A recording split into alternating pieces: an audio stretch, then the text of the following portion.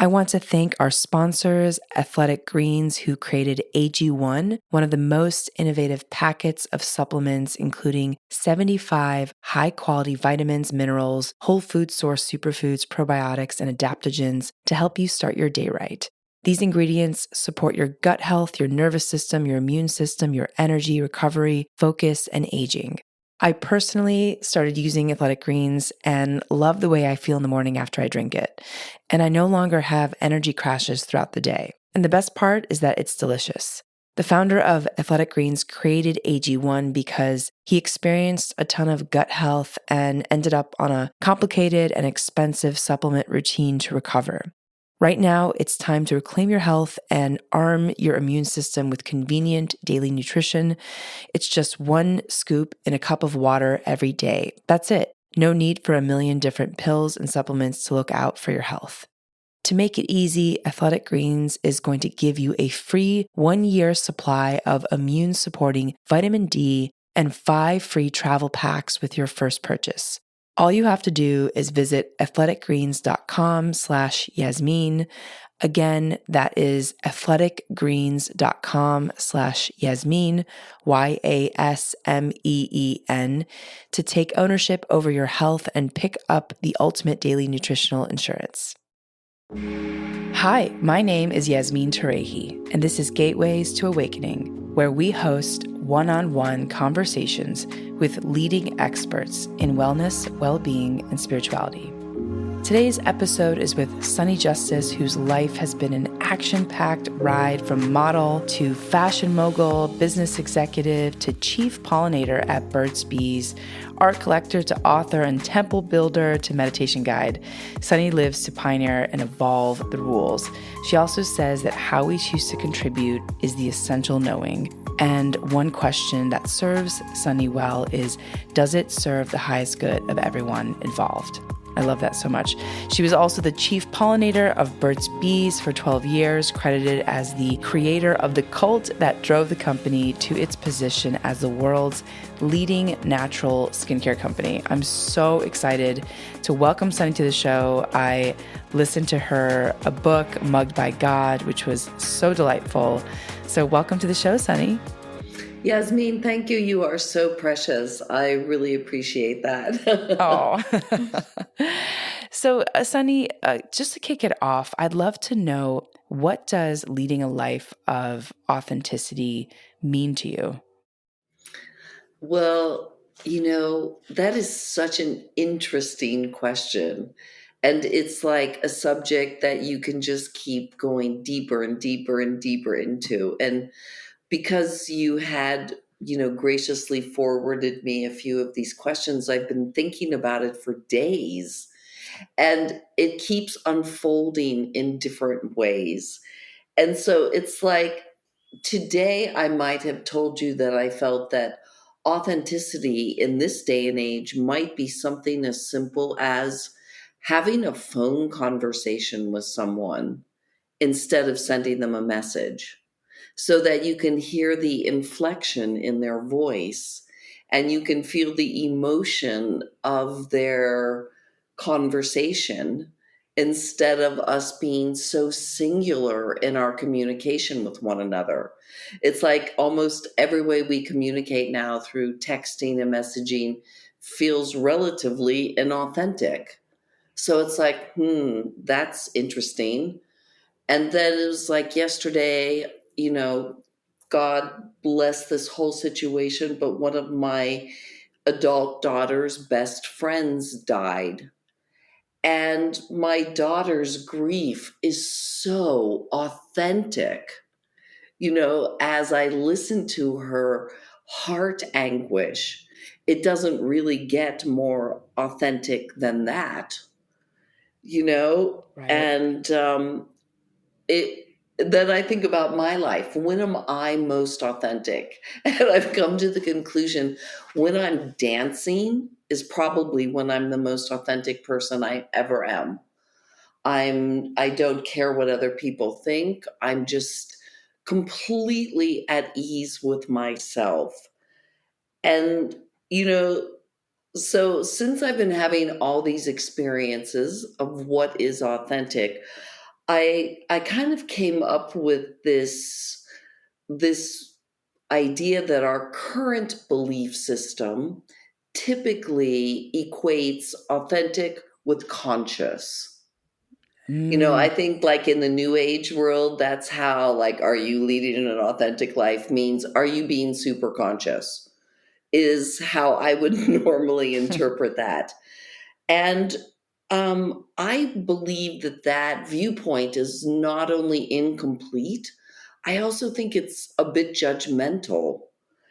And so when I step back from that, I think I am a soul having a human experience.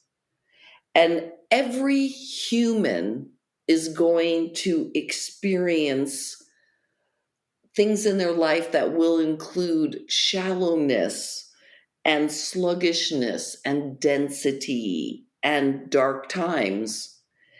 And if these times are then considered inauthentic, because maybe we're not being super conscious because we're being totally dense, then I believe that's like total self judgment.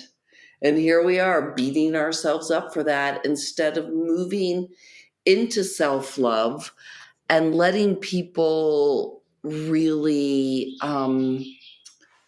allow it to be. right, I, right. I we have to, like, somehow we have to name everything now and give titles to everything, and we're constantly measuring ourselves on a scale of, are we good enough, are we doing it right?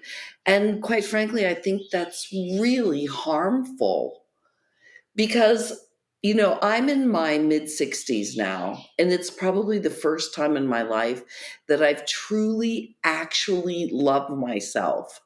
I mean, that's pretty cool. That only took 65 years, you know. But I'm beginning to see that self-love is actually a superpower. And if we wish to have a deeper, richer, more authentic life and more authentic divine experiences in our life, then I believe self-love is really the path to an authentic life. Because when we get into self love, we have to move into a state called ahimsa, Ahimsa, which means no harm. It's like we Right. can't continue to do ourselves harm, and we can't let other people deconstruct us and do harm to us as well. And so, because often people have said to me, how do you get to self love? And I think it starts with mental ahimsa. That's got to be step one, where we stop saying unkind things to ourselves. Amen. Because typically, no one's ever unkinder to us than we are. I certainly know no one has ever been as unkind to me as I have been to myself. And if I ever said the things that I say to myself to other people, I would not have a friend in the world. So, Sunny, I want to pause there and ask, like, how did you shift your worldview into one of self-love? Especially, given all the different experiences you've had over the years, like, how did you? Was it training yourself, or like was it just kind of a shift that happened one day? What did you do to sort of cultivate that level of self-love? Well, I mean, I think I've explored it, like I said, for 65 years, wondered what it was, often thought it might be getting massages. so, I explored all those avenues. But, I think at a certain point, if, you just finally come to the realization that, you know, I am the one that is most unkind to myself. Like, I really had to take a deep dive into that.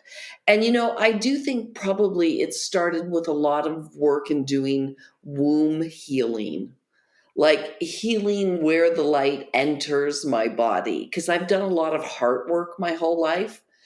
But now I started doing womb work as well as like pineal activation and So it's like pieces of the puzzle. It's all pieces of the puzzle, but I can tell you for sure that the path of self-love is the path that you lie down in order to walk an authentic experience, because then you're not viewing it through anyone else's point of view. And I think that's what really makes it authentic or not. Like, are you wearing a mask?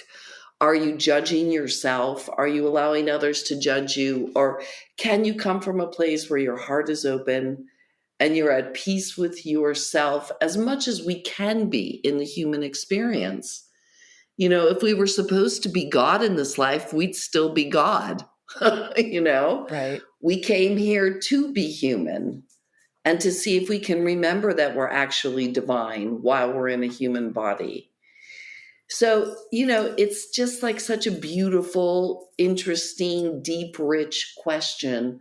But I really urge people not to beat themselves up if they're going through, a dark time, a shallow time, a dense time, like, oh, I'm so inauthentic. It's like, no, dive deep into that experience, love it, forgive it, move through it. It's all authentic human experience for your soul. Mm, beautiful, beautiful, Sunny. Yeah, I love that so much. It just comes from a place of deep forgiveness, and also just acceptance of self, because I think we do, as a society and a culture, we put a lot of pressure on, the lower moments of the human experience, or maybe a better word, or the more difficult moments of the human experience. Sunny, I want to talk a little bit about the relationship that you had with your mother and your sister, and how that shaped you. Um, I I do believe that we choose our family, and I chose extraordinarily well in this life to have the members of my family be such loving soulmates that they could even be, difficult. Not always feeling like we were in the same alignment. So, my mother, who is in heaven now, was the most traditional human that could ever exist. And I was born to break all rules. And so, needless to say, my sheer presence caused her great agita in her life. And so, it was always a difficult situation, particularly when you are not close with one of your parents and you have difficulty relating to them. My oldest sister, Lori, was born a normal, healthy baby. Again, she was the oldest of our family. And when she was 8 months old, she developed cancer. She got a massive brain tumor in her tiny little head. And by the grace of God, she survived, which they never expected her to. But through removing the massive tumor and intense fevers and everything they had to do to her, she ended up mentally handicapped. And so, of course, my sister was handicapped for my whole life since she was my older sister. I never knew her in any other manner than that. And the reality of what happened to my sister is that they basically removed all of her ego. And so I got the opportunity to literally grow up with an angel in a human body. Because an angelic being is one that has no ability to judge. Because, interestingly enough, that is really the only one difference between us and divinity, is that, God will never ever forgive you because God never ever judges you. Forgiveness is only necessary once judgment is put in place. Divinity does not judge, humans do. So this is our big gap between us and divinity, is our constant judgment. Then hence our need to forgive the judgment, and it's a vicious cycle.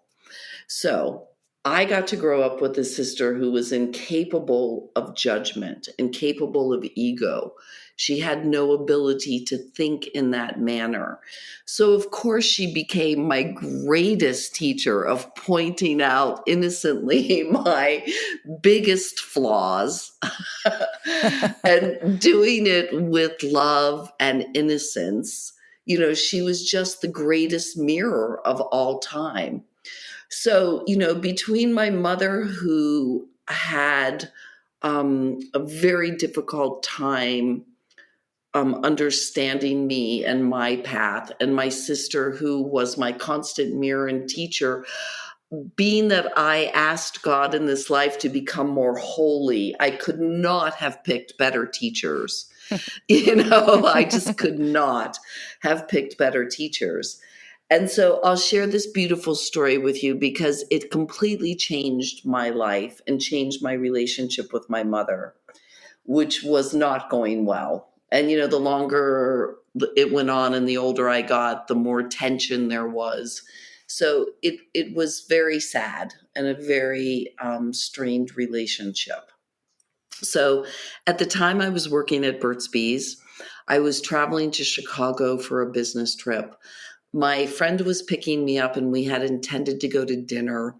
And when she picked me up at the airport, she said that she had been able to get 2 tickets to go to this private talk with the Dalai Lama. Now, at this time, the Dalai Lama was very young. The Tibetan cause was very new, but certainly I had heard of it. And probably the Dalai Lama was in his 30s then, 30s, 40s maybe, but a young man. So we go to this intimate theater. It's about 200 seats, and he's standing on the stage. He's the only one. And he's got on his saffron and burgundy gown, and he's got these brown plastic shoes on. And his English is, moderate. He's got moderately good English. And so this is a question and answer session. People are asking him questions and he's answering. And after a certain period of time, a man further down in the same row I'm sitting is waving his hand like really violently, and he's called upon. And with all of this just angst and anger, he says to the Dalai Lama, or kind of screams to the Dalai Lama, "How can you not hate the people of China?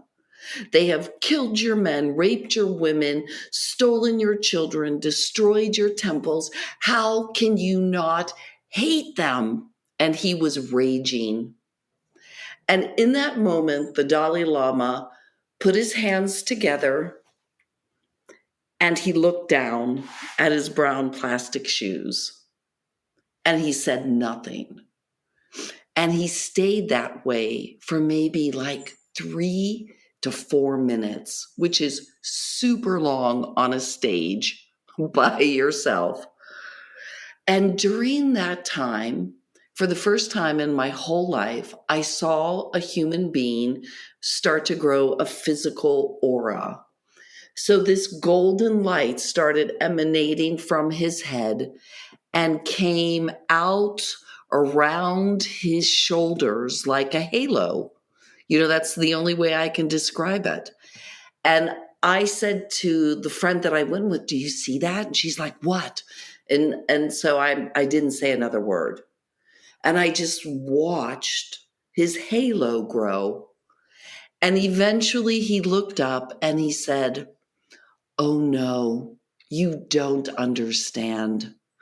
I love the people of China, for without them, I could have never, ever learned to be this compassionate." Wow. Wow. Oh my God, in that moment, my life changed. It was like the Dalai Lama has China and I have my mother. Wow. Wow. That's such a beautiful story, Sunne. Oh my gosh, I'm so moved. Wow. It's life-changing because she went from being my burden to being my gift. It was like, of course, she was helping me grow my ability to be compassionate. So she ended up becoming like my best friend because I simply shifted my perspective of her role in my life. And our spiritual connection became so close. For the last 20 years of her life, we became best friends. So that was one of the greatest gifts of my entire life. Wow. The Dalai Lama.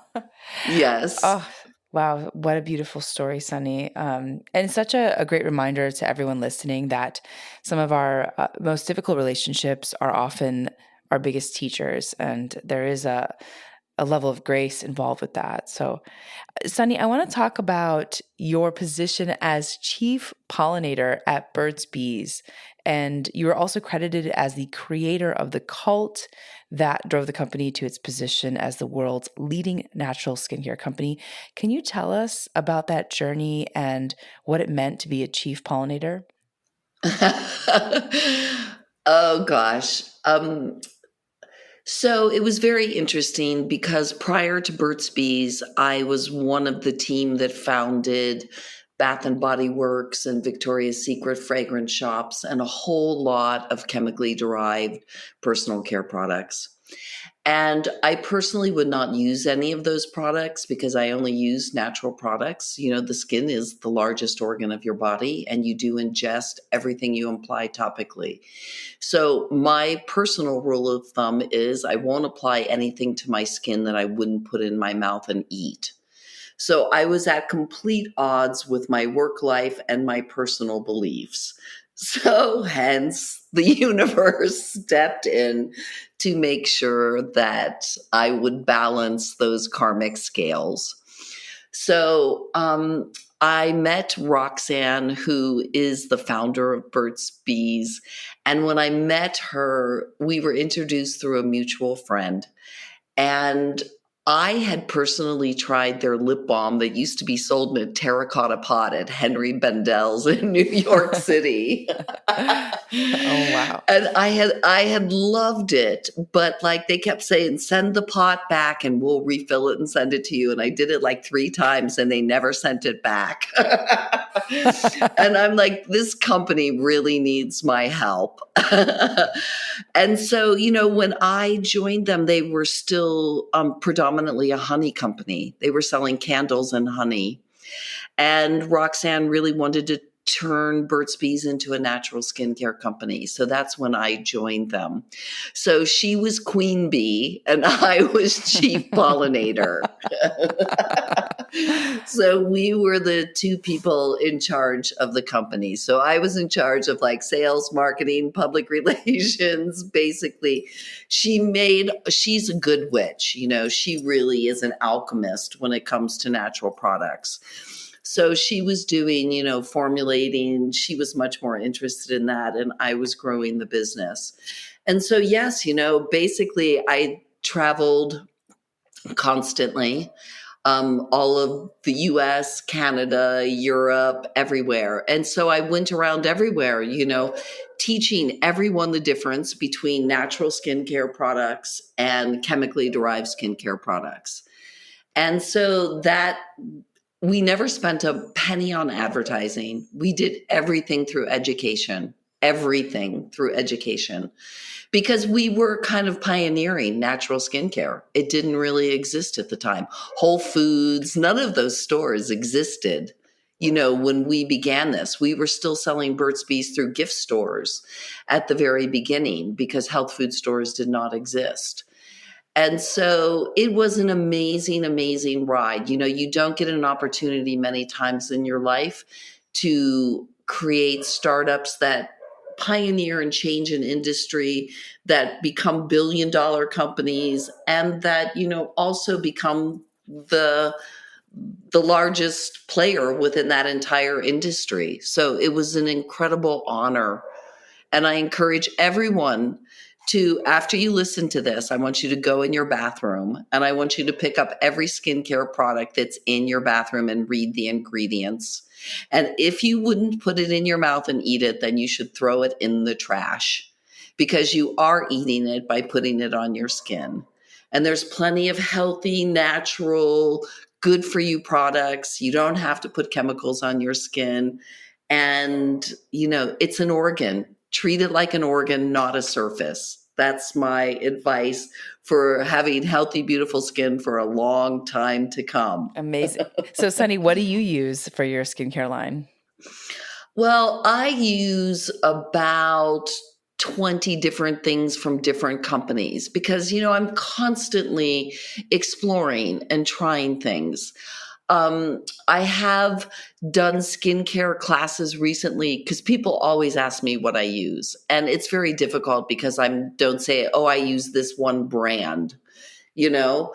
But more importantly than really what you use, as long as you're using natural, healthy products, more importantly is like how you use them. Because, for example, I think it's virtually impossible to buy a moisturizer that is perfectly suited for your skin. So like every day when I apply a moisturizer, I put the moisturizer in my palm. I put some additional oils that I want to add in my palm. I put rose water in my palm. I make it richer and more lightweight because you can't do all of those things ahead of time to products and then sell them because you'd have to put so many preservatives into them if that was the case. And so I always make it richer because my skin loves rich, but you can make things more lightweight one day, richer the next day, but it's virtually impossible to find one product that will suit your skin's needs. So remember, you can mix it all right in your hand and always add water to any moisturizers you're putting on. It makes them more lightweight. You use less. It absorbs quicker. But you can't add water ahead of time because water grows bacteria and then you have to preserve it. Yeah. But you can add water on the spot. So amazing. Add a few extra oils, add a few, mix 2 creams that you love, put a dash of oil in it, a few squirts of rose water, mix it all up and you're in lushness. I love that. Okay. I'm going to have to find this list of 20 different things that you use. I'm super curious.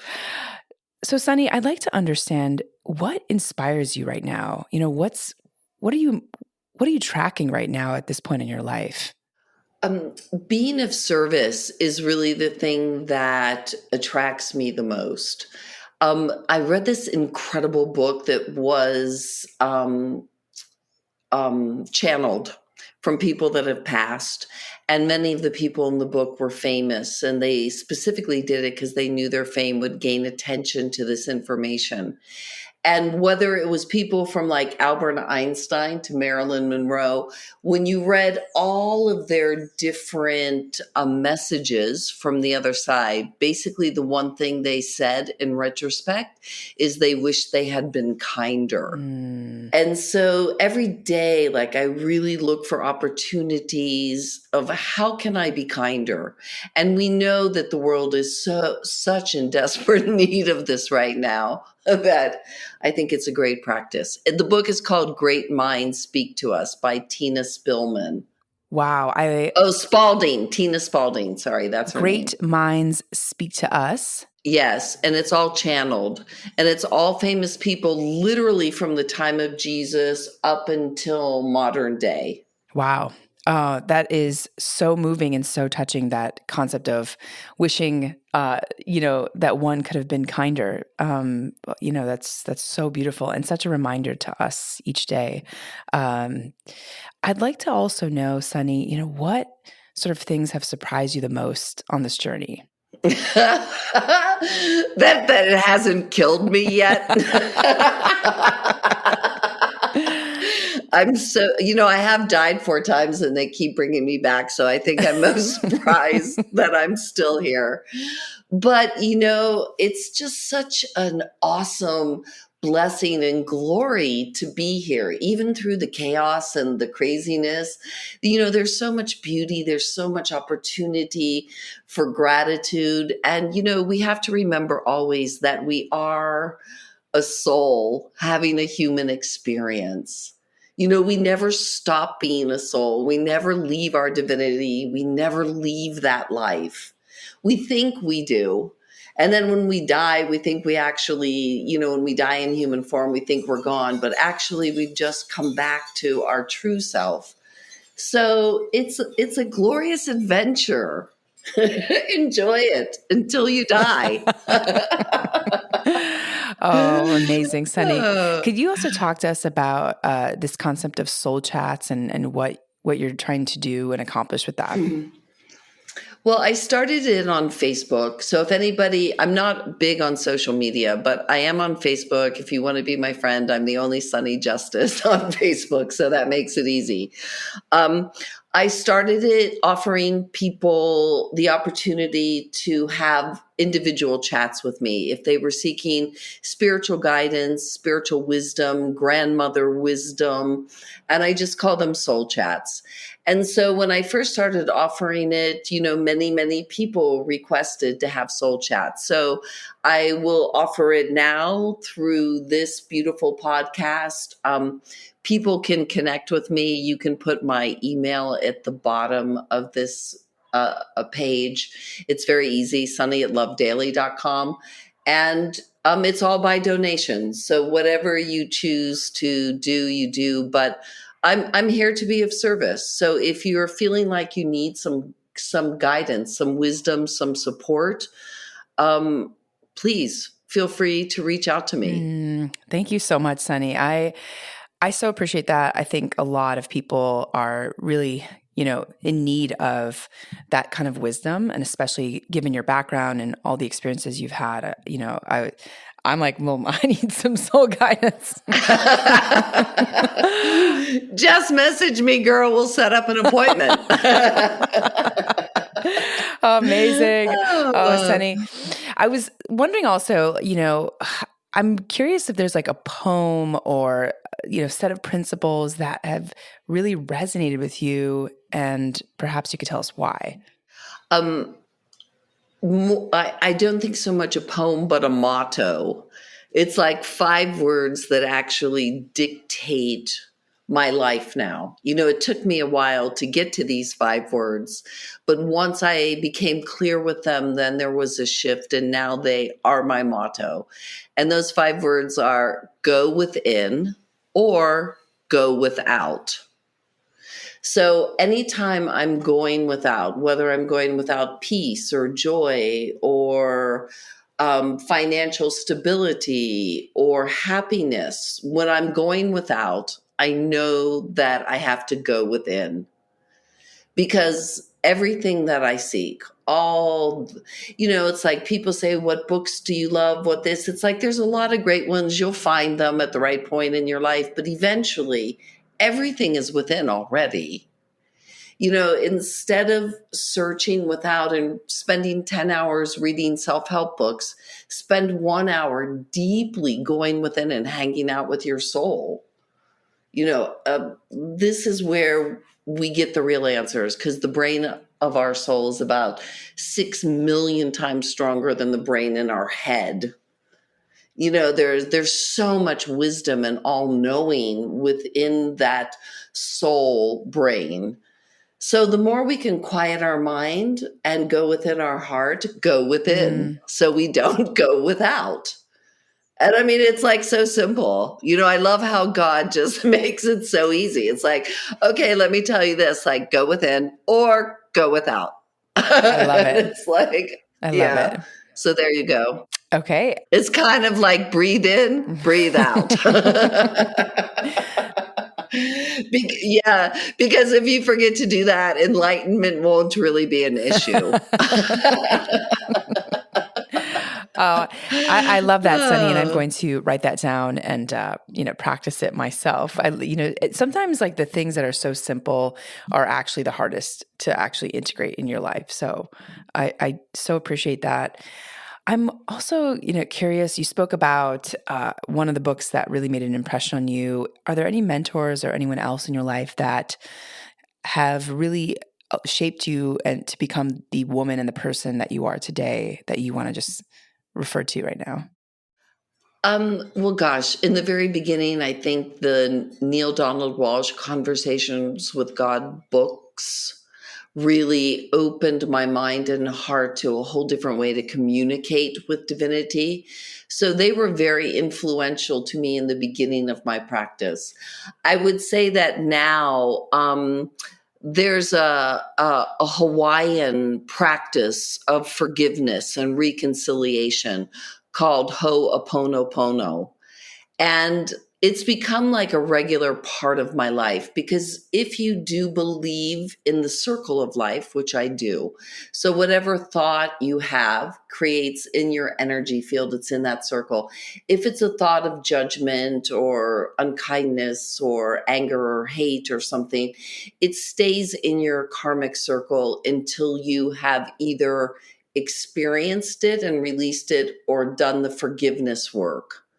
So that encourages you to judge less, because you have a lot less forgiveness work to do if you judge less. But if you're still in the whole judging process, then like while I'm cleaning my pool, because this practice, it's four lines of prayers. I love you. I'm sorry. Please forgive me. Thank you. So it integrates the four aspects of divinity. Love, I love you. I'm sorry, which takes responsibility for oneself and is offering their regret for anything that they or their ancestors or anything that's ever happened to them might be done. I love you. I'm sorry. Please forgive me is asking for your forgiveness. And then thank you is showing gratitude. So these are all the aspects of divinity one needs in something so easy and quick. And I don't just do it for me. I'm doing it for all humanity as I'm doing those prayers. I'm doing it for my ancestors, my neighbors, my village, the world. I love you. I'm sorry. Please forgive me. Thank you. I love you. I'm sorry. Please forgive me. Thank you. I just let my body be a cleansing and healing tool when I'm in those times of day where I don't have to be consciously, doing something like I'm cleaning the pool or gardening.